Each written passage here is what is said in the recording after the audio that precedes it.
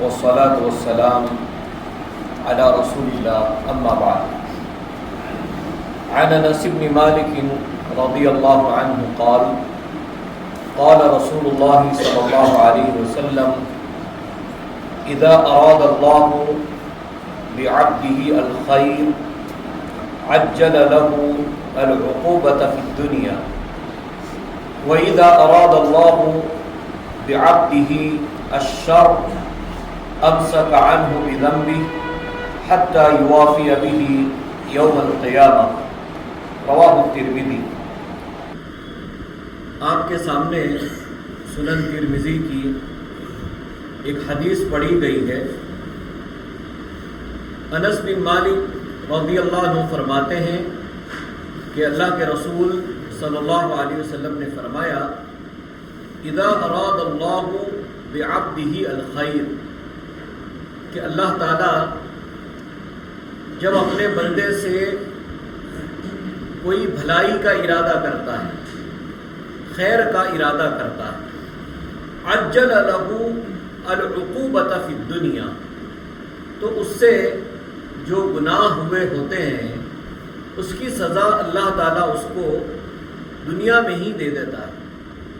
بہت سارے اللہ کے بندے ایسے ہیں جن سے بہت ساری خطائیں ہوتی ہے، بہت سارے گناہ ہوتے ہیں، اور اس کی سزا اللہ تعالیٰ ان کو دنیا میں ہی دے دیتا ہے. پیارے نبی صلی اللہ علیہ وسلم کہتے ہیں کہ اللہ نے اس کے ساتھ بھلائی کا معاملہ کیا ہے کہ اس انسان کو اس کے گناہوں کی سزا دنیا ہی میں مل گئی. کیونکہ دنیا کا عذاب یہ آسان ہے، دنیا کی تکلیف کو برداشت کرنا یہ آسان ہے، لیکن آخرت کا جو عذاب ہے، جہنم کا جو عذاب ہے، اسے ہم اور آپ برداشت نہیں کر سکتے. تو اللہ نے بھلائی کا ارادہ کیا ہے. دنیا میں کسی انسان نے گناہ کیے، اللہ نے اس پر سزا دی. اب اس کے بعد بہت سارے لوگ ہیں جو اس کے بعد سدھر جاتے ہیں.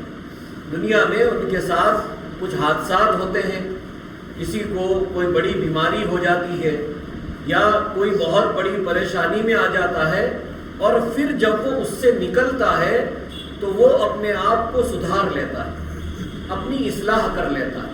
تو پیارے نبی کہتے ہیں کہ جن کو دنیا میں سزا دے دی گئی، اللہ نے اس کے ساتھ خیر کا معاملہ کیا.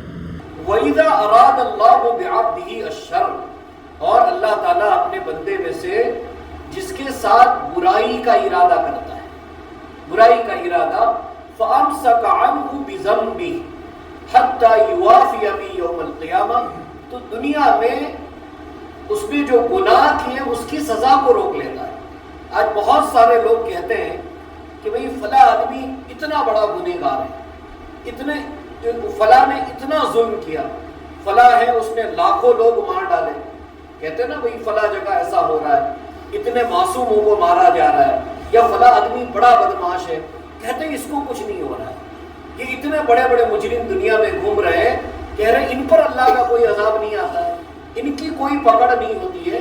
پیارے نبی صلی اللہ علیہ وسلم کہتے ہیں وَإِذَا أَرَادَ اللَّهُ بِعَبْدِهِ الشَّرَّ، کہ جب اللہ تعالیٰ اپنے کسی بندے کے ساتھ برائی کا ارادہ کرتا ہے، فَأَمْسَكَ عَنْهُ بِذَنْبِهِ حَتَّى يُوَافِيَ بِهِ يَوْمَ الْقِيَامَةِ، تو اس کے گناہوں کی سزا اللہ اسے دنیا میں نہیں دیتا، قیامت کے دن دے گا.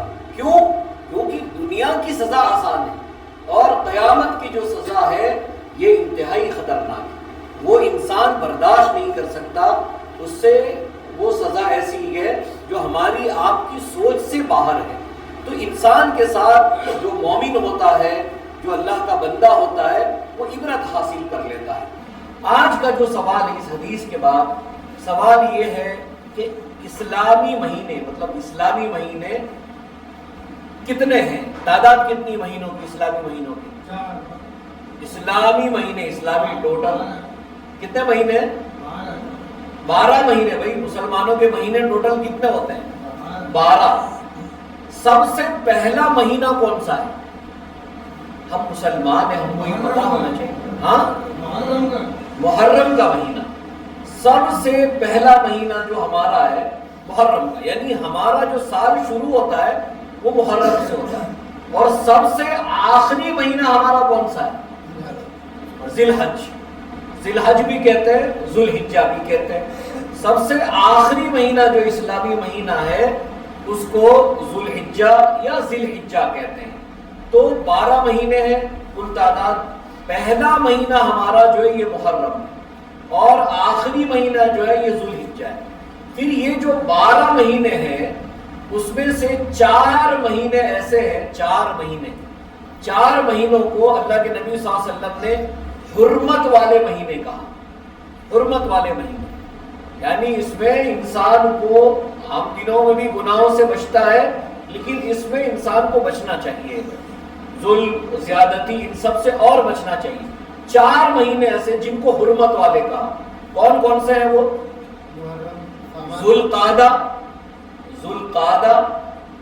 ذوالحجہ، محرم اور رجب. 3 مہینے تو ایک ساتھ آتے ہیں، ذوالقعدہ، ذوالحجہ، محرم، اور اس کے بعد ایک مہینہ بیچ میں آتا ہے اور وہ ہے رجب. یہ 4 مہینے جن کو حرمت والے مہینے کہا جاتا ہے، حرمت والے مہینے. اللہ تعالیٰ سے دعا ہے اللہ تعالیٰ ہم تمام کو کتاب و سنت پہ عمل کی توفیق عطا فرمائے.